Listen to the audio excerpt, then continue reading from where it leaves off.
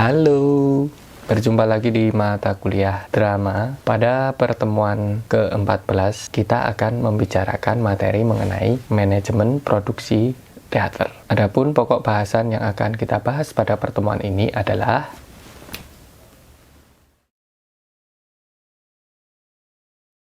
saya ingin mengawali segmen pertama ini dengan beberapa pertanyaan. Apa sejatinya alasan sebuah pertunjukan tertentu diciptakan? Pertanyaan kedua, tujuannya apa? Untuk siapa? Dalam rangka apa? Dan bagaimana memproduksikannya? Tidak harus dijawab sekarang, tapi paling tidak pertanyaan-pertanyaan itulah yang kemudian akan menguatkan atau memberikan pemahaman pada materi yang akan kita bahas. Tapi sebelum menjawab pertanyaan itu, marilah kita coba lihat dari tabel berikut ini. Ada dua kolom, yang kutub yang satu berlawanan dengan kutub yang lain. Misalnya teater industri itu menuntut profesional, ya, artinya berdasarkan ikatan kerja, dan biasanya juga akan ada upahnya. Sedangkan di sisi yang lain itu hanya berdasarkan asas kekeluargaan, ya, tanpa ikatan kerja tertentu. Begitu seterusnya. Dan yang tak kalah penting adalah orientasi, ya. Orientasi di teater industri itu adalah dagang atau komersialisasi. Sedangkan pada teater non-industri, orientasinya lebih ke arah apresiasi.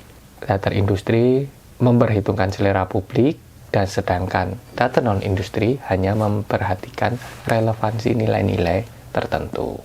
Di dalam teater industri itu biasanya diawali dengan modal kapital yang besar. Sedangkan di teater non-industri seringkali tanpa modal.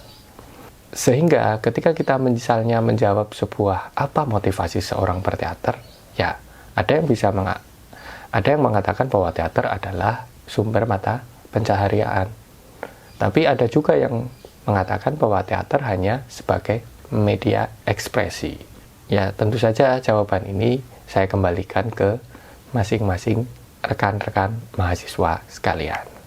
Lalu, apakah manajemen produksi teater di Indonesia hanya terdiri dari dua hal tadi, yaitu teater industri dan non-industri? Jawabannya tidak. Di era modern seperti sekarang, ternyata ada pola-pola pemproduksian teater yang berusaha menggabungkan antara kutub teater industri dengan kutub non-industri, yang sering dinamakan sebagai teater jalan tengah.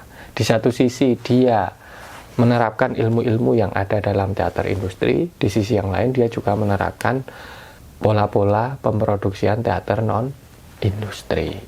Biasanya dari segi kreativitas dia akan lebih memilih ke pola-pola pemproduksian teater non-industri, sedangkan dari segi manajerial atau pemasaran atau promosi dia akan banyak mengambil pola-pola dari pemproduksian teater industri. Ada kecenderungan, ini sebenarnya ciri umum yang sering saya amati, bahwa di beberapa kelompok seringkali mereka berkarya, membuat satu karya, tetapi karya itu memiliki masa edar yang cukup lama. Bisa 2 tahun, 5 tahun, atau bahkan 6 tahun, bahkan ada yang 10 tahun. Misalnya yang terjadi pada teater garasi melalui pertunjukan Jejalan ini, ya. Teater garasi ini pertama kali dipentaskan pada tahun 2008. Tetapi karya ini sempat dipentaskan di beberapa kota di Indonesia, ya, Jogja dan Jakarta, juga dipentaskan di Jepang atau Osaka, dan sampai ke Australia. Kemudian karya berikutnya adalah karya dari Peppermoon Puppet Theater dengan karya Moatirika. Pertama kali dipentaskan pada tahun 2010. Di tahun-tahun sebelumnya karya ini melalang buana, ya. Tidak hanya di Indonesia saja, tapi sampai dengan mancanegara. Sempat dipentaskan di beberapa kota di Amerika.